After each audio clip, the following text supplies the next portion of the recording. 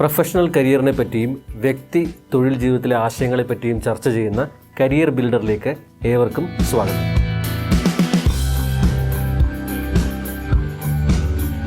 നമ്മുടെ ഈ career builder episode തുടങ്ങിയതിന് ശേഷം കാണുന്ന പ്രേക്ഷകർ വിവിധ ചോദ്യങ്ങൾ ചോദിക്കാറുണ്ട്. അത്തരത്തിൽ വന്ന ചോദ്യങ്ങളിലൊന്നാണ് ഈ സെലക്ഷൻ റൗണ്ടിൽ ഗ്രൂപ്പ് ഡിസ്കഷനിൽ എങ്ങനെ പെർഫോം ചെയ്യാം എന്നുള്ളത്. അപ്പോൾ എന്താണ് ഒരു ഗ്രൂപ്പ് ഡിസ്കഷൻ, അതെന്തിനാണ് ഗ്രൂപ്പ് ഡിസ്കഷൻ നടത്തുന്നത്, അത് വിജയിക്കാനുള്ള ടിപ്സ്, ഇതാണ് നമുക്ക് ഇന്നത്തെ എപ്പിസോഡിൽ ചർച്ച ചെയ്യാൻ ആഗ്രഹിക്കുന്നത്. അപ്പോൾ എന്താണ് ഗ്രൂപ്പ് ഡിസ്കഷൻ അഥവാ GD? നമ്മുടെ ഇപ്പോഴത്തെ മോഡേൺ ഹയർ എഡ്യൂക്കേഷൻ രംഗത്തും അല്ലെങ്കിൽ ഒരു തൊഴിൽ രംഗത്തും ഒരു ജോലിക്ക് ഒരു കാൻഡിഡേറ്റിനെ സെലക്ട് ചെയ്യാൻ എംപ്ലോയേഴ്സ് അല്ലെങ്കിൽ സെലക്ട് ചെയ്യുന്ന ആൾക്കാർ വിവിധ റൗണ്ടുകൾ നടത്തും, സെലക്ഷൻ റൗണ്ടുകൾ നടത്തും. അത്തരത്തിൽ നടത്തുന്ന സെലക്ഷൻ റൗണ്ടുകളിൽ ഒരു പ്രധാനപ്പെട്ട റൗണ്ടാണ് ഗ്രൂപ്പ് ഡിസ്കഷൻ അഥവാ GD.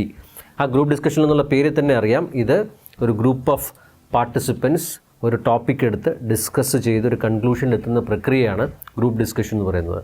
It is A serious discussion between participants on an agreed topic. അതിനെയാണ് നമ്മൾ ഗ്രൂപ്പ് ഡിസ്കഷൻ എന്ന് വിളിക്കുന്നത്. ഇതിൽ ഹയർ എഡ്യൂക്കേഷൻ രംഗത്ത് പല യൂണിവേഴ്സിറ്റികളും പല കോളേജുകളും കുട്ടികളെ സെലക്ട് ചെയ്യാനായി ഗ്രൂപ്പ് ഡിസ്കഷൻ റൗണ്ട് നടത്താറുണ്ട്. അതുപോലെ തന്നെ പ്രധാനപ്പെട്ട ജോലി തസ്തികകളിലേക്ക്, അത് ഫ്രഷേഴ്സ് ആയിക്കോട്ടെ, ഒരുപക്ഷെ ലാറ്ററൽ എൻട്രി ജോലി ആയിക്കോട്ടെ, അതിലൊക്കെ ഗ്രൂപ്പ് ഡിസ്കഷൻ ഒരു നിർണായക സെലക്ഷൻ റൗണ്ടായി കടന്നു വരാറുണ്ട്. ഇനി എന്തിനാണ് ഈ ഗ്രൂപ്പ് ഡിസ്കഷൻ നടത്തുന്നത്? വളരെ സിമ്പിളായിട്ട് പറഞ്ഞാൽ ഈ ഗ്രൂപ്പ് ഡിസ്കഷൻ നടത്തുന്നത് ഈ അറ്റൻഡ് ചെയ്യുന്ന കാൻഡിഡേറ്റ് അവർ അറ്റൻഡ് ചെയ്യാനും അല്ലെങ്കിൽ അവർക്ക് കിട്ടാൻ ഉദ്ദേശിക്കുന്ന കോഴ്സിലോട്ടോ അല്ലെങ്കിൽ അവർക്ക് കിട്ടാൻ ഉദ്ദേശിക്കുന്ന ജോലിയിലോട്ടോ ആ പർട്ടിക്കുലർ റോൾസിലോട്ടോ ഇവരുടെ കഴിവ് അല്ലെങ്കിൽ ക്രെഡൻഷ്യൽസ് മാച്ച് ചെയ്യുമോ എന്നുള്ളത് ചെക്ക് ചെയ്യുന്ന ഒരു പ്രധാനപ്പെട്ട റൗണ്ടാണ് ഗ്രൂപ്പ് ഡിസ്കഷൻ എന്ന് പറയുന്നത്. അപ്പോൾ ഗ്രൂപ്പ് ഡിസ്കഷൻ പൊതുവേ രണ്ട് രീതിയിലാണ് നടത്താറുള്ളത്. രണ്ട് രീതി ഏതൊക്കെയാണെന്നാണ് ഞാൻ ഈ പറയാൻ പോകുന്നത്. ഒരുപാട് പേരെ ഗ്രൂപ്പ് ഡിസ്കഷനിൽ ഇരുത്തുമെന്ന് ചോദിച്ചു കഴിഞ്ഞാൽ സാധാരണ പ്രൊഫഷണൽ ഗ്രൂപ്പ് ഡിസ്കഷനിൽ 8 മുതൽ 12 ആൾക്കാരെയാണ് ഗ്രൂപ്പ് ഡിസ്കഷനിൽ ഇരുത്താറുള്ളത്. അത് ഈ അസസ് ചെയ്യുന്ന ജഡ്ജസിൻ്റെ സൗകര്യാനുസരണം അതിനെ ഒരു സെമി സർക്കിളിലാണ് സാധാരണ ഒരു ഗ്രൂപ്പ് ഡിസ്കഷനിൽ കാൻഡിഡേറ്റ്സിനെ ഇരുത്താറുള്ളത്. രണ്ട് രീതിയിലുള്ള ഗ്രൂപ്പ് ഡിസ്കഷൻ ഉണ്ടെന്ന് ഞാൻ പറഞ്ഞു. അതിൽ ഒന്നാമത്തേതാണ്, ഒരു ടോപ്പിക്ക് തന്നതിന് ശേഷം ഓരോ കാൻഡിഡേറ്റ്സിൻ്റെ അടുത്തും ഈ ടോപ്പിക്കിനെ പറ്റി 1 മിനിറ്റ് അല്ലെങ്കിൽ ഒരു നിശ്ചിത സമയം സംസാരിക്കാൻ പറയുന്നു. അതിനെയാണ് നമ്മൾ 1 to 1 എന്ന് പറയുന്നത്. ആ സമയം കഴിഞ്ഞതിന് ശേഷം ഒരു നിശ്ചിത സമയം എഗെയിൻ അസസർ അനുവദിച്ചു കൊടുക്കുന്നു. ഒരു 10 മിനിറ്റ് സമയം കൊടുത്തിട്ട് ഇതേ ടോപ്പിക്കിനെ പറ്റി ജനറലായിട്ട് സംസാരിക്കാൻ പറയുന്നു. ഇതാണ് ഒരു മോഡ് ഓഫ് ഗ്രൂപ്പ് ഡിസ്കഷൻ. ഓരോ കാൻഡിഡേറ്റിൻ്റെ അടുത്തും ചോദിച്ച് അവരുടെ അഭിപ്രായം തേടുന്നു. അതിനുശേഷം അതേ ടോപ്പിക്കിൽ തന്നെ ഒരു ജനറൽ ഡിസ്കഷൻ നടത്തുന്നു. ഇത് ഒരു പർട്ടിക്കുലർ മോഡ് ഓഫ് ഗ്രൂപ്പ് ഡിസ്കഷനാണ്. രണ്ടാമത്തെ ഗ്രൂപ്പ് ഡിസ്കഷൻ എന്ന് പറയുന്നത് സ്ട്രെയിറ്റ് അവേ ജനറൽ ഡിസ്കഷനിലേക്ക് പോവുകയാണ്. അവിടെ അസസർ അഥവാ ജഡ്ജ് അല്ലെങ്കിൽ റിക്രൂട്ടർ സ്റ്റാർട്ട് എന്ന് പറയുമ്പോൾ അല്ലെങ്കിൽ ബെല്ല് അമർത്തുമ്പോൾ നമ്മൾ തുടങ്ങുന്നു, അവർ സ്റ്റോപ്പ് അല്ലെങ്കിൽ ബെല്ല് അമർത്തുമ്പോഴത്തേക്ക് നിർത്തുന്നു. ആ സമയത്തിനിടയിൽ നടത്തുന്ന ജനറൽ ഡിസ്കഷനാണ് രണ്ടാമത്തെ മോഡ് എന്ന് പറയുന്നത്. ഇനി ഒരു ഗ്രൂപ്പ് ഡിസ്കഷൻ തുടങ്ങുന്നതിന് മുമ്പ് നിങ്ങളൊരു കാൻഡിഡേറ്റായിട്ട് വന്നിരിക്കുകയാണെങ്കിൽ ശ്രദ്ധിക്കേണ്ട കാര്യങ്ങൾ എന്തൊക്കെയാണ് എന്ന് അറിയുന്നത് നല്ലതായിരിക്കും. പ്രധാനമായിട്ടും 3 കാര്യങ്ങളാണ് നിങ്ങളുടെ മനസ്സിൽ വേണ്ടത്. നിങ്ങൾ വന്നിരിക്കുമ്പോഴത്തേക്ക് ഇതിൽ ജഡ്ജ് അല്ലെങ്കിൽ അസസർ നിങ്ങൾക്കൊരു ടോപ്പിക്ക് തരും. ആ ടോപ്പിക്കിലായിരിക്കും എല്ലാവരും സംസാരിക്കേണ്ടത്. അപ്പോൾ ആ ടോപ്പിക്ക് എന്താണെന്നുള്ളത് വ്യക്തമായിട്ട് മനസ്സിലാക്കുക എന്നുള്ളതാണ്. അതിലെന്തെങ്കിലും സംശയം ഉണ്ടെങ്കിൽ GD തുടങ്ങുന്നതിന് മുമ്പ് ആ ജഡ്ജിനോട് നിങ്ങൾ ആ ടോപ്പിക്കിനെ പറ്റി ചോദിച്ച് നിങ്ങളുടെ സംശയം തീർത്തിട്ട് വേണം GD തുടങ്ങാനായിട്ട്. അതൊന്നാമത്തെ കാര്യം. രണ്ടാമത്തേത്, ഏത് ഭാഷയാണ് ഉപയോഗിക്കേണ്ടതെന്നുള്ളത് ജഡ്ജ് പറയും, അത് വ്യക്തമായിട്ട് കേൾക്കുകയും വേണം. 99% അല്ലെങ്കിൽ മിക്കവാറും മോഡേൺ ഗ്രൂപ്പ് ഡിസ്കഷൻസ് എല്ലാം തന്നെ ഇംഗ്ലീഷ് ലാംഗ്വേജിലാണ് നടത്താറുള്ളത്. അത് രണ്ടാമത്തെ കാര്യം. ഇനി മൂന്നാമത്തെ, ഇതിനൊരു ടൈം അവർ അലോട്ട് ചെയ്യും. ആ ടൈമിനെ പറ്റി വ്യക്തമായൊരു ധാരണ വേണം. നോർമലി 10 മുതൽ 20 മിനിറ്റ് വരെ ആ സൗകര്യാനുസരണം ആ സാഹചര്യം അനുസരിച്ച് ഗ്രൂപ്പ് ഡിസ്കഷൻ നടത്താറുണ്ട്. അപ്പോൾ ടോപ്പിക് എന്താണെന്ന് അറിയണം, ഭാഷ എന്താണെന്ന് അറിയണം, ഇതിനുള്ള സമയം എന്താണെന്ന് അറിയണം. ഇതിലെന്തെങ്കിലും സംശയം ഉണ്ടെങ്കിൽ നമ്മൾ ഈ ഗ്രൂപ്പ് ഡിസ്കഷൻ നടത്തുന്ന റിക്രൂട്ടറോടോ ജഡ്ജിനോടോ അസസറിനോടോ GD തുടങ്ങുന്നതിന് മുമ്പ് നമുക്ക് ചോദിച്ച് നമ്മുടെ സംശയം ദൂരീകരിക്കണം. GD തുടങ്ങിയതിന് ശേഷം നമുക്ക് ഇടയ്ക്ക് കയറി സംസാരിക്കാൻ പറ്റില്ല. അപ്പോൾ സാധാരണ നമ്മൾ ചിന്തിക്കാറുണ്ട്, ഗ്രൂപ്പ് ഡിസ്കഷനിൽ ഒരുപാട് നേരം അങ്ങ് സംസാരിച്ച് കഴിഞ്ഞാൽ GD ക്വാളിഫൈ ചെയ്യാൻ പറ്റുമോ, അല്ലെങ്കിൽ ഒച്ച വെച്ച് സംസാരിച്ചാൽ ക്വാളിഫൈ ചെയ്യാൻ പറ്റുമോ, ഇംഗ്ലീഷ് ലാംഗ്വേജ് അങ്ങ് ഉപയോഗിച്ചാൽ ക്വാളിഫൈ ചെയ്യാൻ പറ്റുമോ? തീർച്ചയായിട്ടും അതൊന്നും ഉപയോഗിച്ചാൽ GD ക്വാളിഫൈ ചെയ്യാൻ പറ്റണമെന്നില്ല. അതുകൊണ്ട് നിങ്ങൾക്ക് GDയിൽ ക്വാളിഫൈ ചെയ്യാൻ സാധിക്കുന്ന ചില ടിപ്പുകളാണ് ഇനി അടുത്തത് പറയാൻ പോകുന്നത്. ഒരു ജനറൽ ഗ്രൂപ്പ് ഡിസ്കഷനിൽ നിങ്ങൾ ഇരിക്കുകയാണെന്ന് വിചാരിക്കുക. നിങ്ങളൊരു 12 പേര് ആ ഗ്രൂപ്പ് ഡിസ്കഷനിൽ ഉണ്ടെന്ന് കരുതുക.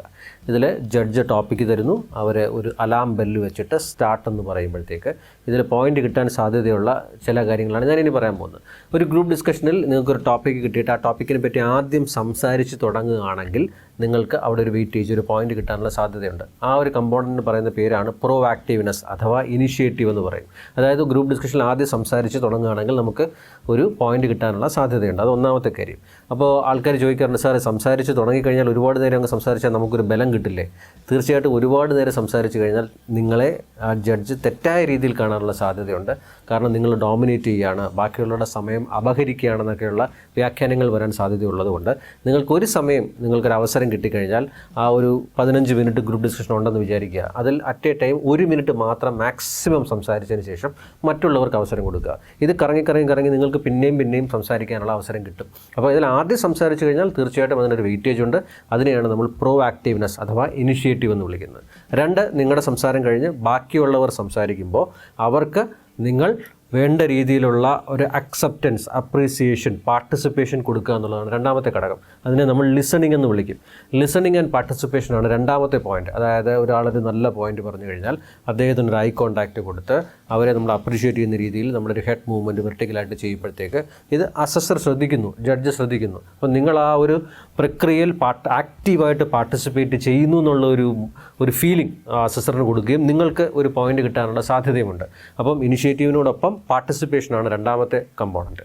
മൂന്നാമത്തേത്, നമ്മളിങ്ങനെ സംസാരിച്ചുകൊണ്ടിരിക്കുമ്പോൾ ഞാൻ പറഞ്ഞു, ഒന്നല്ല, നിങ്ങൾക്ക് പല അവസരങ്ങൾ കിട്ടിയേക്കാം. ആ പല അവസരങ്ങളും ചെറിയ സമയങ്ങളായി ഉപയോഗിക്കുക. അതായത് 50 സെക്കൻഡ് മുതൽ 60 സെക്കൻഡ് വരെ അറ്റ് എ ടൈം സംസാരിച്ചതിന് ശേഷം ബാക്കിയുള്ളവർക്ക് കൊടുക്കുക. പക്ഷെ പറയുന്ന കാര്യത്തിന് നിങ്ങൾ ആ കണ്ടൻറ്റിനൊരു ഊർജ്ജം വേണം. അത് റിയലിസ്റ്റിക് ആയിട്ടുള്ള കണ്ടൻ്റ് ആയിരിക്കണം. പറ്റുവാണെങ്കിൽ എക്സാമ്പിൾസും കൂടെ ചേർത്ത് വേണം പറയേണ്ടത്. അപ്പോൾ നമ്മളിങ്ങനെ സംസാരിച്ചുകൊണ്ടിരിക്കുമ്പോഴത്തേക്ക് ഏകദേശം ഒരു 5 മിനിറ്റൊക്കെ കഴിയുമ്പോൾ നമുക്കിതിനകത്ത് നോക്കുമ്പോൾ അധികം സംസാരിക്കാത്ത, പാർട്ടിസിപ്പേറ്റ് ചെയ്യാത്ത ആൾക്കാരെ നമുക്ക് കാണാൻ കഴിയും. അപ്പോൾ അത്തരത്തിലുള്ള ആൾക്കാരെ നമുക്ക് അവസരം കൊടുത്ത് ഒന്ന് എൻകറേജ് ചെയ്യിപ്പിക്കുകയാണെങ്കിൽ നിങ്ങൾക്കൊരു പോയിൻ്റാണ്. അതായത് ഒരു സൈലൻറ്റ് മെമ്പേഴ്സ് ഇരിക്കുമ്പോഴത്തേക്ക് അവരുടെ വ്യൂസും കൂടെ കേട്ടാൽ കൊള്ളാം എന്ന് നിങ്ങൾ പ്രത്യേകിച്ച് ഒരു വ്യക്തിയെ എടുത്ത് പറയാതെ പറയുമ്പോൾ അവരെ എൻകറേജ് ചെയ്യുന്നു നിങ്ങൾ. അങ്ങനെ ബാക്കിയുള്ളവരെ എൻകറേജ് ചെയ്യുന്നതിനും നിങ്ങൾക്കൊരു പോയിന്റ് കിട്ടാനുള്ള ചാൻസ് ഉണ്ട്. അതാണ് മൂന്നാമത്തെ ഘടകം എന്ന് പറയുന്നത്. ഇനി നാലാമത്തേത്, ചിലപ്പോൾ ചില ആൾക്കാരെ നമുക്ക് കാണാം, ഗ്രൂപ്പ് ഡിസ്കഷൻ കിട്ടിക്കഴിഞ്ഞാൽ അവരിങ്ങനെ സംസാരിച്ചുകൊണ്ടേയിരിക്കും. അങ്ങനെ സംസാരിച്ച് ബാക്കിയുള്ളവർക്കെല്ലാം അപ്പോൾ ഒരു വറിയാണ്, ഞങ്ങൾക്ക് അവസരം കിട്ടുമെന്ന്. ഇങ്ങനെ ഡോമിനേറ്റ് ചെയ്ത് സംസാരിക്കുന്ന ആൾക്കാരെ ബ്രേക്ക് ചെയ്താൽ നിങ്ങൾക്കൊരു പോയിന്റ് കിട്ടും. പക്ഷേ ബ്രേക്ക് ചെയ്യുമ്പോൾ നിങ്ങൾ ശ്രദ്ധിക്കണം, അഗ്രസീവായിട്ടുള്ള വാക്കുകൾ ഉപയോഗിക്കുക, ജസ്റ്റേഴ്സ് ഉപയോഗിക്കുക, എണീറ്റ് നിന്ന് സംസാരിക്കുക, അതൊന്നും പാടില്ല. അവർ സംസാരിച്ചുകൊണ്ടിരിക്കുമ്പോൾ നിങ്ങൾ അവരെ ക്ലോസ് ആയിട്ട് ഒബ്സർവ് ചെയ്തിട്ട് ചില സമയങ്ങളിൽ അവരൊരു സെക്കൻഡ് ഒന്ന് സ്വോളോ ചെയ്യാനോ എന്തെങ്കിലും വേണ്ടി ഒന്ന് നിർത്തും. ആ സമയം നമ്മൾ പൊളൈറ്റായിട്ട് ഇൻ്റർവ്യൂ ചെയ്ത് നമുക്ക് പറയാം, അദ്ദേഹം പറയുന്ന പോയിൻറ്റ്സ് വാലിഡ് ആണ്, പക്ഷേ എനിക്ക് മറ്റ് ചില പോയിൻറ്റ്സ് ഉണ്ട്. I agree with chest number 6, അല്ലെങ്കിൽ I agree with that participant but I have some other points, അല്ലെങ്കിൽ ഐ റെസ്പെക്ട് ദാറ്റ് പോയിൻറ്റ്സ്. അത് ചിലപ്പോൾ ഐ എഗ്രി എന്ന് ചിലപ്പോൾ പറയാൻ പറ്റില്ല. നമുക്ക് അഡീഷണൽ പോയിന്റ് ഉണ്ടെങ്കിൽ മാത്രമേ നമുക്ക് എഗ്രി എന്ന് പറയാൻ പറ്റുള്ളൂ. ചിലപ്പോൾ അദ്ദേഹത്തിനോട് യോജിക്കാത്ത പോയിന്റ് ആണെങ്കിൽ പോലും നമുക്ക് പറയാം I respect that point but I have some other views. അപ്പം അല്ലാതെ I disagree with that point എന്ന് നമുക്ക് പറയാൻ പാടില്ല. അല്ലെങ്കിൽ അയാൾ എൻ്റെ നമ്മുടെ സമയമെല്ലാം അയാൾ കൊല്ലുകയാണ് എന്നുള്ള രീതിയിൽ നമുക്ക് പറയാൻ പാടില്ല. ഒരിക്കലും മറ്റുള്ളവരെ ഇൻസൾട്ട് ചെയ്ത് സംസാരിക്കാതെ പൊളൈറ്റായിട്ട് ഒന്നുകിൽ I agree with that point but I have some other points to add എന്ന് പറയാം, ഇല്ലെങ്കിൽ I respect that points but I have an entire different view എന്നും പറയാം. അപ്പോൾ രണ്ട് രീതിയിൽ നമ്മൾ പറയുന്നത് വളരെ ബഹുമാനത്തോടു കൂടി ഇൻ്റർവ്യൂ ചെയ്ത് ആ ഡോമിനൻ്റ് ആയിട്ട് സംസാരിച്ചുകൊണ്ടിരുന്ന ആളെ നമ്മൾ ബ്രേക്ക് ചെയ്യാണ്. അങ്ങനെ ഡോമിനൻ്റ് ആയിട്ട് സംസാരിച്ചുകൊണ്ടിരിക്കുന്ന ആളെ നമ്മൾ ബ്രേക്ക് ചെയ്താലും നമുക്കൊരു പോയിന്റ് കിട്ടും. അപ്പോൾ ഇനിഷ്യേറ്റീവിന് പോയിന്റ് ഉണ്ട്, എൻകറേജ് ചെയ്ത പോയിന്റ് ഉണ്ട്, പാർട്ടിസിപ്പേറ്റ് ചെയ്ത പോയിന്റ് ഉണ്ട്, ഡോമിനൻ്റ് മെമ്പറെ ബ്രേക്ക് ചെയ്താലും പോയിന്റ് ഉണ്ട്. ഇങ്ങനെ സമയം പൊയ്ക്കൊണ്ടിരിക്കുമ്പോൾ ഒരു 15 മിനിറ്റ് ഗ്രൂപ്പ് ഡിസ്കഷനിൽ ഒരു 10 മിനിറ്റ് 11 മിനിറ്റൊക്കെ കഴിയുമ്പോൾ നമ്മൾ മൊത്തത്തിലൊന്ന് നോക്കിയതിന് ശേഷം നമ്മുടെ സമ്മറി പാർട്ടിലേക്ക് പോകണം. അതാണ് അടുത്തത്. അതായത് എല്ലാവരും പല പോയിന്റുകൾ പറയും. ഒരു ജഡ്ജ്, ഒരു ഇവാലുവേറ്റർ ഒരു ടോപ്പിക് കൊടുത്താൽ ആ ടോപ്പിക്കിനെ അനുകൂലിച്ച ആൾക്കാർ സംസാരിക്കും, ഒരു ടോപ്പിക്കിനെ എതിർത്ത ആൾക്കാർ സംസാരിക്കും. അപ്പോൾ ഈ പറഞ്ഞ പോയിന്റുകളെല്ലാം കൂടെ these are the points that we have discussed, these are the positives, these are the negatives, these are the agreed points, these are the disagreed points എന്ന് പറഞ്ഞ് ഈ പറഞ്ഞതിനെല്ലാം കൂടെ ചേർത്ത് നിങ്ങളൊന്ന് സമ്മറൈസ് ചെയ്താൽ നിങ്ങൾക്കൊരു പോയിന്റ് കിട്ടും. അതിനെയാണ് സമ്മറി എന്ന് പറയുന്നത്. ഇനി GD അവസാനിക്കാനായിട്ട് 1-2 മിനിറ്റ് ഉള്ള സമയത്ത് നമുക്കിതിനെ കൺക്ലൂഡ് ചെയ്യാം. ഈ കൺക്ലൂഡ് ചെയ്യുമ്പോഴും നിങ്ങൾക്കൊരു പോയിന്റ് ഉണ്ട്. കൺക്ലൂഷനെ നമ്മൾ പറയുന്നത് it is A synthesis of information എന്നാണ്. ഈ പറഞ്ഞ കാര്യങ്ങളെല്ലാം നമ്മൾ അവസാനം ഒറ്റ സെൻറ്റൻസിൽ കൊണ്ടെത്തിക്കുകയാണ്. അതായത് നമുക്ക് വളരെ വണ്ടർഫുള്ളായിട്ടുള്ള ഫ്രൂട്ട്ഫുള്ളായിട്ടുള്ള ഒരു ഗ്രൂപ്പ് ഡിസ്കഷൻ നടന്നു. അതിൽ നമുക്ക് മാറ്റങ്ങൾ കൊണ്ടുവരാൻ സാധിക്കട്ടെ, അല്ലെങ്കിൽ ഈ ടോപ്പിക്കിനോട് ഞാൻ എഗ്രി ചെയ്യുന്നു, അല്ലെങ്കിൽ ഈ ടോപ്പിക്കിനോട് ഞാൻ ഡിസഗ്രി ചെയ്യുന്നു എന്ന് പറഞ്ഞിട്ട് ഏതെങ്കിലും ഒരു മഹത് വ്യക്തിയുടെ കോട്ടൊക്കെ കൊണ്ടുവന്ന് റെലവൻ്റ് ആയിട്ടുള്ളൊരു കോട്ട് കൊണ്ട് പറഞ്ഞ് അവസാനിപ്പിക്കുന്ന പ്രക്രിയയാണ് നമ്മൾ കൺക്ലൂഷൻ എന്ന് പറയുന്നത്. അങ്ങനെ ഈ 6 കാര്യങ്ങൾ ഞാൻ പറഞ്ഞു. 1 ഇനിഷ്യേറ്റ് ചെയ്യാം, 2 പാർട്ടിസിപ്പേറ്റ് ചെയ്യാം, 3 എൻകറേജ് ചെയ്യാം, 4 ഡോമിനൻ്റ് മെമ്പറെ ബ്രേക്ക് ചെയ്യാം, 5 സമ്മറൈസ് ചെയ്യാം, 6 കൺക്ലൂഡ് ചെയ്യാം. ഈ 6 കാര്യങ്ങളിൽ ഏതെങ്കിലും 3 or 4 എണ്ണം മാത്രം നിങ്ങൾ വ്യക്തമായിട്ട് നന്നായി ചെയ്താൽ തന്നെ ഒരു ഗ്രൂപ്പ് ഡിസ്കഷനിൽ നിങ്ങൾക്ക് ക്വാളിഫൈ ചെയ്യാനായിട്ട് സാധിക്കും. ഒരു ഗ്രൂപ്പ് ഡിസ്കഷനിൽ ഇനിഷ്യേറ്റ് ചെയ്ത് പ്രോആക്റ്റീവായിട്ട് സംസാരിക്കുന്നത് നല്ലതാണോ എന്ന് പല കാൻഡിഡേറ്റ്സും ചോദിക്കാറുണ്ട്. അപ്പോൾ ഞാൻ തുടക്കത്തിൽ പറഞ്ഞതുപോലെ ഇനിഷ്യേറ്റ് ചെയ്താൽ അതിനൊരു പോയിൻ്റ് തന്നെയാണ്. പക്ഷേ ചെറിയൊരു കുഴപ്പമുണ്ട്. എന്താണെന്ന് വെച്ച് കഴിഞ്ഞാൽ നമ്മൾ ഒരു ടോപ്പിക്ക് തന്നു, ആ ടോപ്പിക്കിനെ പറ്റി റെലവൻ്റ് ആയിട്ടുള്ള കാര്യം വേണം നമ്മൾ ഇനിഷ്യേറ്റ് ചെയ്യേണ്ടത്. ചില ആൾക്കാരുണ്ട് അങ്ങ് തുടങ്ങിക്കഴിഞ്ഞ് ടോപ്പിക്കോട്ട് യാതൊരു ബന്ധവും ഇല്ലാത്ത കാര്യങ്ങൾ അങ്ങ് പറഞ്ഞു തുടങ്ങും. എന്നിട്ട് അതിനെ ഏറ്റുപിടിച്ച് ബാക്കിയുള്ളവർ സംസാരിക്കും. അവസാനം ഈ ടോപ്പിക്ക് തന്ന ജഡ്ജിന് പോലും ഈ ടോപ്പിക്ക് ഏതാണെന്ന് മറന്നു പോകും. ആ ഒരു ലെവലിലേക്ക് ചില കാൻഡിഡേറ്റ്സ് ഈ ഗ്രൂപ്പ് ഡിസ്കഷന് കൊണ്ടുപോകും. അവസാനം എല്ലാം സംസാരിച്ചതിന് ശേഷം ആ പാർട്ടിസിപ്പൻ്റ് ഇറങ്ങിയിട്ട് പറയും, ഞാനാണ് ഏറ്റവും കൂടുതൽ സംസാരിച്ചത്, ഞാൻ തന്നെ സെലക്ട് ആകും, നിങ്ങളൊക്കെ സെലക്ട് ആകുമെന്ന് എനിക്കറിയില്ല എന്നൊക്കെ പറയും. അവസാനം റിസൾട്ട് വരുമ്പം ഈ പർട്ടിക്കുലർ കാൻഡിഡേറ്റ് ഒഴിച്ച് ബാക്കി എല്ലാവരും സെലക്ട് ആകും. കാര്യം എന്താ? ആ ടോപ്പിക്ക് തുടങ്ങി അതിന് യാതൊരു പ്രാധാന്യവും ഇല്ലാത്ത മറ്റൊരു ഡയറക്ഷനിലേക്ക് കൊണ്ടുപോയി ഈ ഗ്രൂപ്പ് ഡിസ്കഷൻ കുളമാക്കിയതിൻ്റെ മുഴുവൻ ഉത്തരവാദിത്വം ആ കാൻഡിഡേറ്റിന് കൊടുത്ത് അയാളെ ആദ്യമേ പുറത്താക്കും. ഈ പറഞ്ഞ തമാശ രീതിയിലാണെങ്കിലും അതിൻ്റെ അർത്ഥം എന്താണെന്ന് വെച്ച് കഴിഞ്ഞാൽ നിങ്ങൾക്ക് ടോപ്പിക്കിനെ പറ്റി ഒരു ധാരണ ഉണ്ടെങ്കിൽ മാത്രമേ തുടങ്ങാവൂ. അല്ലാതെ ആദ്യം സംസാരിച്ചാൽ പോയിന്റ് കിട്ടും, എന്തെങ്കിലും അങ്ങ് സംസാരിക്കാം എന്ന് വിചാരിക്കരുത്. ആദ്യത്തെ കാൻഡിഡേറ്റ് സംസാരിക്കട്ടെ, രണ്ടാമത്തെ ആൾ സംസാരിക്കട്ടെ, 3 or 4 ആയാലും കുഴപ്പമില്ല. പക്ഷേ നമ്മൾ തുടങ്ങി വയ്ക്കുന്ന സെൻറ്റൻസ് ആ പർട്ടിക്കുലർ ടോപ്പിക്കുമായിട്ട് നമുക്ക് ബന്ധമുള്ളതായിരിക്കണം, അതിനൊരു കാമ്പുള്ളതായിരിക്കണം, റിയലിസ്റ്റിക് ആയിരിക്കണം. അതെപ്പോഴും ഓർക്കേണ്ടതാണ്. നിങ്ങളൊരു ഗ്രൂപ്പ് ഡിസ്കഷനിൽ ഇരിക്കുമ്പോൾ നിങ്ങളെ സെലക്ട് ചെയ്യുന്ന ആൾ ഒരു ടോപ്പിക്ക് നിങ്ങൾക്ക് തന്നു. അപ്പോൾ എന്നോട് ചോദിക്കാറുണ്ട്, സാധാരണ ഞങ്ങൾ ആ ടോപ്പിക്കിനെ എഗ്രി ചെയ്ത് വേണ്ടേ സംസാരിക്കാനെന്നുള്ളത്. അവിടെ ഒരു ഗ്രൂപ്പ് ഡിസ്കഷനിൽ പാർട്ടിസിപ്പേറ്റ് ചെയ്യുന്ന നിങ്ങൾക്ക് ആ ടോപ്പിക്കിനോട് എഗ്രി ചെയ്യണോ, ഡിസഗ്രി ചെയ്യണോ, അതോ ഇത് രണ്ടിൻ്റെയും കൂടെ ഒരു ന്യൂട്രൽ ഡിപ്ലോമാറ്റിക് വ്യൂ എടുക്കണോ എന്നുള്ളത് നിങ്ങളുടെ തീരുമാനമാണ്. അപ്പോൾ അതിന് ഉറച്ച ഒരു തീരുമാനം എടുത്തതിന് ശേഷം വേണം സംസാരിക്കേണ്ടത്. അതായത് നിങ്ങൾ തുടക്കത്തിൽ ഇപ്പോൾ ഇന്ത്യ ഒരു ഡെവലപ്ഡ് കൺട്രിയായി 10 കൊല്ലത്തിനുള്ളിൽ മാറും എന്നൊരു ടോപ്പിക്കാണ് വന്നതെങ്കിൽ തീർച്ചയായിട്ടും 10 കൊല്ലത്തിനുള്ളിൽ ഇന്ത്യ ഡെവലപ്ഡ് കൺട്രി ആകും എന്ന് പറഞ്ഞ് അതിനെ സമർത്ഥിക്കുന്ന പോയിൻറ്റ്സ് ആയിരിക്കണം ആ അലോട്ട് ചെയ്തിരിക്കുന്ന 15 മിനിറ്റിൽ നിങ്ങൾക്ക് എപ്പോഴൊക്കെ അവസരം കിട്ടുന്നോ ആ അവസരങ്ങളിലൊക്കെ പ്രയോഗിക്കേണ്ടത്. ഇനി അഥവാ നിങ്ങൾ പറയുകയാണ് 10 കൊല്ലം കൊണ്ട് ഇന്ത്യ ഒരു ഡെവലപ്ഡ് കൺട്രി ആകില്ല എന്നാണെങ്കിൽ അതിനുള്ള കാരണങ്ങളായിരിക്കണം ആ 15 മിനിറ്റ് കൊണ്ട് സമർത്ഥിക്കേണ്ടത്. അല്ലാതെ ആദ്യത്തെ 5 മിനിറ്റ് നിങ്ങൾ ഡെവലപ്ഡ് ആവുമെന്ന് പറയും, പിന്നെ കുറേ ആൾക്കാർ പറയുന്നത് കേട്ടിട്ട് ശരിയല്ല ഇന്ത്യ ഡെവലപ്പ് ആവാൻ പോകുന്നില്ല എന്ന് മാറ്റി പറയുകയും ചെയ്യരുത്. അതായത് 2 വെള്ളത്തിൽ കാല് വയ്ക്കുന്ന സ്വഭാവം നമുക്ക് പറ്റില്ല. ഒരു വ്യൂവിൽ നമ്മൾ ഉറച്ചു നിന്ന് കഴിഞ്ഞാൽ ആ തുടക്കം മുതൽ അവസാനം വരെ ആ ഗ്രൂപ്പ് ഡിസ്കഷനിൽ ആ വ്യൂ തന്നെ കൊടുക്കുക. ഇനി അതല്ല, നിങ്ങൾക്കൊരു ബാലൻസ്ഡ് വ്യൂ കൊടുക്കാം. നിങ്ങളൊരു തേർഡ് പാർട്ടി എന്നുള്ള രീതിയിൽ ഇന്ന കാരണങ്ങൾ ഡെവലപ്പ് ചെയ്യാൻ വേണം, ഇന്ന കാരണങ്ങൾ ഡെവലപ്പ് ചെയ്യാതിരിക്കാനുള്ള കാരണങ്ങളാണ്, പക്ഷേ നിലവിലെ സാഹചര്യത്തിനനുസരിച്ച് ഇതിലേതിലാണ് സാധ്യത കൂടുതൽ എന്ന് പറഞ്ഞ് നിങ്ങൾക്ക് അങ്ങനെയും സമർത്ഥിക്കാം. പക്ഷേ ഏത് വ്യൂ ആണോ നിങ്ങൾ തുടക്കത്തിൽ എടുക്കുന്നത് അത് അവസാനം വരെ ആ ഒരു വ്യൂവിൽ സ്റ്റിക്ക് ഓൺ ചെയ്യാനായിട്ട് ശ്രമിക്കുക. എന്തിനാണ് ഈ ഗ്രൂപ്പ് ഡിസ്കഷൻ നടത്തുന്നത്? ഈ ഒരു 15-20 മിനിറ്റ് ഗ്രൂപ്പ് ഡിസ്കഷൻ കൊണ്ട് എന്തൊക്കെ അളക്കാൻ പറ്റും എന്ന് ചോദിക്കാറുണ്ട്. ഗ്രൂപ്പ് ഡിസ്കഷൻ ഒരു രഹസ്യം പറയുകയാണെങ്കിൽ പല ഹ്യൂമൻ റിസോഴ്സ് HR ഡിപ്പാർട്ട്മെൻറ്റുകാരാണ് സാധാരണ ഇത്തരത്തിലുള്ള സെലക്ഷൻ റൗണ്ടുകൾക്ക് നേതൃത്വം കൊടുക്കുന്നത്. അവർ പറയുന്നത് മാക്സിമം കാൻഡിഡേറ്റ്സിനെ നമുക്ക് എലിമിനേറ്റ് ചെയ്യാനുള്ള ഒരു റൗണ്ടായിട്ടാണ് ഗ്രൂപ്പ് ഡിസ്കഷനെ പല റിക്രൂട്ടേഴ്സും കാണുന്നത്. അതുകൊണ്ട് നിങ്ങൾ നിരാശരാകേണ്ട കാര്യമില്ല. നമ്മൾ നേരത്തെ പറഞ്ഞ 6-7 ടിപ്പുകൾ നന്നായി ചെയ്ത് കഴിഞ്ഞാൽ നിങ്ങൾക്ക് ഏത് ഗ്രൂപ്പ് ഡിസ്കഷനും ക്വാളിഫൈ ചെയ്യാൻ പറ്റും. പക്ഷേ ഒരു ഗ്രൂപ്പ് ഡിസ്കഷനിൽ നിങ്ങൾ പോലും അറിയാതെ നിങ്ങളുടെ വിവിധ സ്കില്ലുകൾ, കോമ്പീറ്റൻസുകൾ, കഴിവുകൾ അവരളക്കും. ഒരു ഉദാഹരണം പറയുകയാണെങ്കിൽ ആദ്യം ടോപ്പിക്ക് സംസാരിച്ച് തുടങ്ങുന്ന ആളിനെ നമുക്ക് പ്രോആക്റ്റീവ്നെസ് ഉള്ള ആളെന്ന് നമുക്ക് പറയാം. ഇനി ബാക്കിയുള്ളവരുടെ പറയുന്ന പോയിൻറ്റ്സിന് ബോഡി ലാംഗ്വേജ് ഉപയോഗിച്ച് അക്സെപ്റ്റൻസ് കൊടുക്കുകയാണെങ്കിൽ ഒരു ടീം പാർട്ടിസിപ്പേഷനുള്ള ഒരാളായിട്ട് നമുക്ക് അദ്ദേഹത്തെ മനസ്സിലാക്കാൻ പറ്റും. ഇനി ബാക്കിയുള്ളവരെ എൻകറേജ് ചെയ്യുന്ന ഒരാളെ നമുക്ക് മോട്ടിവേറ്ററായിട്ടും ഒരു ഫെസിലിറ്റേറ്ററായിട്ടും നമുക്ക് മനസ്സിലാക്കാൻ പറ്റും. ഇനി ഡോമിനൻ്റ് മെമ്പറെ ബ്രേക്ക് ചെയ്യുന്ന ആളിനെ റിയലിസ്റ്റിക് ആയിട്ടൊരു കാഴ്ചപ്പാട് കൊണ്ടുവന്ന് പ്രോബ്ലം സോൾവ് ചെയ്ത് കാര്യങ്ങൾ സ്മൂത്തായിട്ട് കൊണ്ടുപോകാനായിട്ട് സാധിക്കുന്ന ഒരാളാണ്, ലീഡർഷിപ്പ് ക്വാളിറ്റി ഉള്ള ഒരാളാണ് നമുക്ക് മനസ്സിലാക്കാൻ പറ്റും.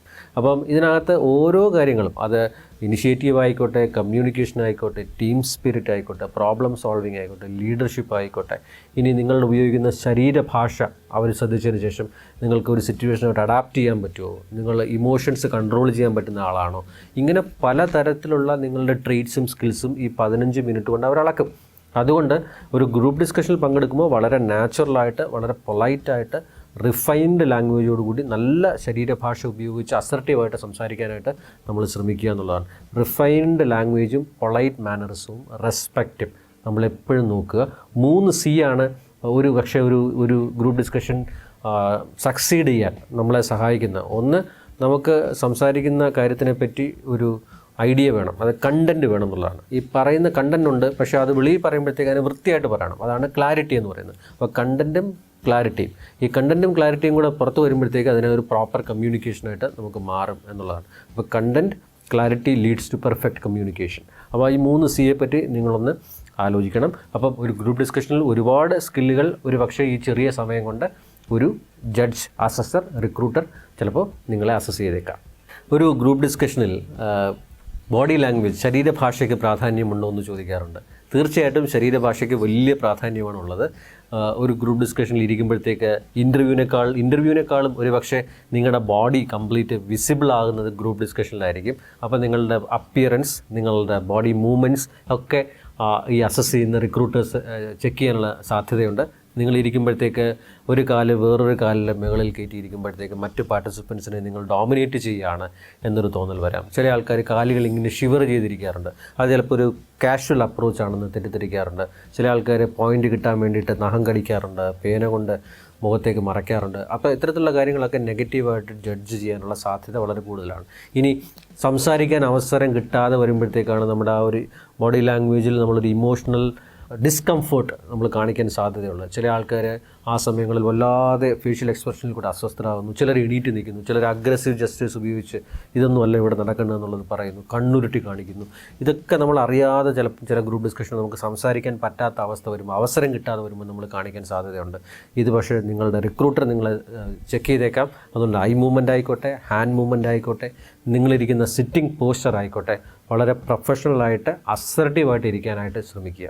കാരണം പലപ്പോഴും നിങ്ങൾ എന്ത് പറഞ്ഞു എന്നുള്ളതിനേക്കാളും നിങ്ങൾ ഈ കാണിക്കുന്ന ബോഡി ലാംഗ്വേജ് പൊസിഷൻസ് ആയിരിക്കും റിക്രൂട്ടറുടെ മനസ്സിലേക്ക് പോകാൻ സാധ്യതയുള്ളത്. അതുകൊണ്ട് ശരീരഭാഷയ്ക്ക് ഒരു ഗ്രൂപ്പ് ഡിസ്കഷനിലെ പെർഫോമൻസിൽ വലിയ പ്രാധാന്യം തന്നെയാണ് ഉള്ളത്. ഒരു ഗ്രൂപ്പ് ഡിസ്കഷനിൽ പോകുമ്പോൾ നമ്മൾ ഫ്രീ ഹാൻഡായിട്ടാണോ പോകേണ്ടത്, അതോ അതിനകത്ത് ബാഗും ഫോൾഡറും സർട്ടിഫിക്കറ്റും ഒക്കെ കൊണ്ടുപോകണോ എന്നുള്ളത് ചോദിക്കാറുണ്ട്. ഒരു ഗ്രൂപ്പ് ഡിസ്കഷനിൽ സ്വാഭാവികമായിട്ടും അവർ ഇനിഷ്യൽ സ്ക്രീനിങ് കഴിഞ്ഞ് ഒരു പക്ഷേ ആപ്റ്റിറ്റ്യൂഡ് ടെസ്റ്റും കഴിഞ്ഞിട്ടായിരിക്കും GDയിലേക്ക് വരുന്നത്. അതുകൊണ്ട് സർട്ടിഫിക്കറ്റ് ഉൾപ്പെടെയുള്ള ഡോക്യുമെൻറ്റുകൾ ചിലപ്പോൾ അന്ന് കൊണ്ടുപോകണമെന്നില്ല. എന്നാൽ ഫ്രീ ഹാൻഡായിട്ടല്ല പോകേണ്ടത്. ഒരു ഗ്രൂപ്പ് ഡിസ്കഷനിൽ പോകുമ്പോൾ തീർച്ചയായിട്ടും 2 കാര്യം നിങ്ങളുടെ കയ്യിൽ ഉറപ്പായിട്ടും ഉണ്ടായിരിക്കണം. ഒന്നൊരു തെളിയുന്ന പേനയും ഒരു നോട്ട് പാഡും. കാര്യം എന്താണെന്ന് വെച്ച് കഴിഞ്ഞാൽ ഈ 20 മിനിറ്റ് ഡിസ്കഷനിൽ മറ്റ് പാർട്ടിസിപ്പൻസ് പല കാര്യങ്ങൾ പറയാം. ജഡ്ജ് ഇൻസ്ട്രക്ഷൻസ് തരാം, ടോപ്പിക്ക് തരാം. അപ്പോൾ ജഡ്ജ് ഒരു ടോപ്പിക്ക് തരുമ്പോൾ അത് അപ്പോഴേ കുറിച്ച് വയ്ക്കുക. ഇൻസ്ട്രക്ഷൻസിന് ടൈം ഉൾപ്പെടെ കാര്യങ്ങൾ കുറിച്ച് വയ്ക്കുക. ഇനി ഓരോ പാർട്ടിസിപ്പൻസും പ്രധാനപ്പെട്ട പോയിന്റുകൾ പറയുമ്പോൾ അത് നിങ്ങൾ കുറിച്ച് വയ്ക്കുക. ഇത് നിങ്ങൾക്ക് അടുത്ത് സംസാരിക്കാനുള്ളൊരു കണ്ടിന്യൂവേഷൻ കിട്ടാനും ഇത് എഴുതുമ്പോഴായിരിക്കും നിങ്ങൾക്ക് പുതിയ പല പോയിന്റുകളും ഓർമ്മ വരുന്നത്. ഇതിനേക്കാളൊക്കെ പുറമെ ഒരു ഗ്രൂപ്പ് ഡിസ്കഷൻ്റെ അവസാന സ്റ്റേജുകളിൽ നമുക്ക് സമ്മറൈസ് ചെയ്യാനും കൺക്ലൂഡ് ചെയ്യാനുമുള്ള ചാൻസ് കിട്ടും. ആ സമയത്ത് മൊത്തത്തിൽ ഈ 10 മിനിറ്റ് 12 മിനിറ്റ് എന്തൊക്കെ ചർച്ച ചെയ്തു എന്നുള്ളത് ഓർത്തെടുക്കാൻ ചിലപ്പോൾ പറ്റിയെന്ന് വരില്ല. അതുകൊണ്ട് ഈ പറയുന്ന പോയിന്റുകളൊക്കെ കുറിച്ച് വെച്ച് കഴിഞ്ഞാൽ നമുക്കത് റെഫർ ചെയ്തതിന് ശേഷം വളരെ വൃത്തിയായിട്ട് ഒരു ഗ്രൂപ്പ് ഡിസ്കഷനിൽ ബാക്കിയുള്ളവരൊക്കെ പറഞ്ഞതിനെയൊക്കെ ഉൾക്കൊള്ളിച്ചുകൊണ്ട് നന്നായിട്ട് സമ്മറൈസ് ചെയ്യാനായിട്ട് സാധിക്കും. അതുകൊണ്ട് ഒരു കാര്യങ്ങൾ ഡോക്യുമെൻ്റ് ചെയ്യുന്നതിന് വേണ്ടി ഒരു പെന്നും നോട്ട് പാഡും തീർച്ചയായിട്ടും ഒരു ഗ്രൂപ്പ് ഡിസ്കഷനിൽ കൊണ്ടുപോകേണ്ടത് അത്യാവശ്യമാണ്. ഒരു ഗ്രൂപ്പ് ഡിസ്കഷനിൽ നമുക്ക് എന്തിനാണ് നടത്തുന്നതെന്നുള്ള ചോദ്യത്തിൽ ഇനിയുള്ള കോമ്പറ്റിറ്റീവ് വർക്ക് എൻവയോൺമെൻറ്റിൽ ഇപ്പോഴും നിലവിലും കോമ്പറ്റിറ്റീവ് തന്നെയാണ്. ഇനി അങ്ങോട്ട് പോകുന്തോറും നമ്മുടെ നോളജിനോടൊപ്പം നമ്മുടെ സ്കില്ലും നമുക്ക് സിറ്റുവേഷൻസ് അഡാപ്റ്റ് ചെയ്യേണ്ട കഴിവും വളരെ കൂടുതലാണ്. കാരണം ജോലിയുടെ രീതികൾ തന്നെ മാറി വരുന്നു, ടെക്നോളജി വരുന്നു, പഴയ പല ജോലികളും പുതിയ രീതിയിലുള്ള ജോലികളിലേക്ക് മാറുന്നു. അപ്പോൾ ഇതിലൂടെയൊക്കെ അഡാപ്റ്റ് ചെയ്യണമെങ്കിൽ കാര്യങ്ങൾ മനസ്സിലാക്കണം, നന്നായിട്ട് അനലൈസ് ചെയ്തതിന് ശേഷം കമ്മ്യൂണിക്കേറ്റ് ചെയ്യാൻ പറ്റണം, പ്രസൻറ്റ് ചെയ്യാൻ പറ്റണം, ബാക്കിയുള്ളവരെ അസർട്ടീവായിട്ട് നിങ്ങൾ കൺവിൻസ് ചെയ്യാൻ പറ്റണം, നെഗോഷിയേറ്റ് ചെയ്യാൻ പറ്റണം, പ്രശ്നങ്ങളെ കൈകാര്യം ചെയ്യണം. അപ്പോൾ ഇതിനൊക്കെ പറ്റിയ ആൾക്കാരെയാണ് നമുക്ക് വേണ്ടത്. മൾട്ടി സ്കിൽഡായിട്ടുള്ള, പോസിറ്റീവ് ആറ്റിറ്റ്യൂഡായിട്ടുള്ള, ഫ്ലെക്സിബിളായിട്ടുള്ള, അഡാപ്റ്റബിളായിട്ടുള്ള ആൾക്കാരെ കണ്ടെത്താനായിട്ടാണ് ഗ്രൂപ്പ് ഡിസ്കഷൻ നടത്തുന്നത്. അതുകൊണ്ട് ഗ്രൂപ്പ് ഡിസ്കഷനെ നമുക്ക് നിസ്സാരമായി തള്ളിക്കളയാൻ പറ്റില്ല. ഈ ടിപ്സ് ഉപയോഗിച്ച് ഒരു പക്ഷേ ഗ്രൂപ്പ് ഡിസ്കഷനിൽ നിങ്ങൾ പ്രാക്ടീസ് ചെയ്ത് കഴിഞ്ഞാൽ ഏതൊരു കാര്യം ചെയ്യാനും അതിന് പ്രാക്ടീസ് വളരെ അത്യാവശ്യമാണ്. ഒരു പക്ഷേ ഒരു നല്ല ഗ്രൂപ്പ് ഡിസ്കഷനിൽ പെർഫോം ചെയ്യണമെങ്കിൽ നിങ്ങളൊരു 25ഓളം മോക്ക് GDs അറ്റൻഡ് ചെയ്യണം. അതിന് യാതൊരു കുറവും വിചാരിക്കേണ്ട. ഓരോ മോക്ക് GD അറ്റൻഡ് ചെയ്യുമ്പോഴും നിങ്ങൾ നിങ്ങളുടെ കഴിവുകൾ റിഫൈൻ ചെയ്തുകൊണ്ടിരിക്കുകയാണ്. നിങ്ങൾക്ക് കിട്ടാനുള്ള നിങ്ങളുടെ വിദ്യാഭ്യാസ യോഗ്യത അനുസരിച്ചുള്ള ഏറ്റവും നല്ല ജോലി കിട്ടാൻ ഒരുപക്ഷെ നിങ്ങളുടെ ഗ്രൂപ്പ് ഡിസ്കഷനിലെ പെർഫോമൻസ് ഒരു നിർണായക പങ്ക് വഹിച്ചേക്കാം. അതുകൊണ്ട് ഗ്രൂപ്പ് ഡിസ്കഷൻ ഒരു നിസ്സാരക്കാരനല്ല.